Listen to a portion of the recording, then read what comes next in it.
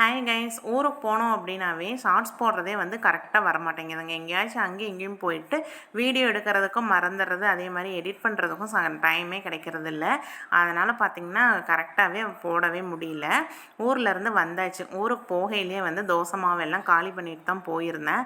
அதனால் இன்றைக்கி வந்த உடனே நிதிக்குட்டிக்கு சப்பாத்தி தான் ஸ்கூலுக்கு. காலையில் டிஃபனும் சப்பாத்தி தான், மத்தியானம் லஞ்சுக்கும் சப்பாத்தி தான் கொடுத்து விட்டுருந்தேன். நம்ம வந்து மத்தியானம் லஞ்சுக்கு சப்பாத்தி கொடுக்குறோம் அப்படின்னா நல்லா சாஃப்டாக இருந்துச்சுன்னா அவங்களுக்கும் சாப்பிட்றது கொஞ்சம் நல்லாயிருக்கும். அதனால் இது வந்து நம்ம வீட்டில் அரைச்ச கோதுமை மாவு தான்.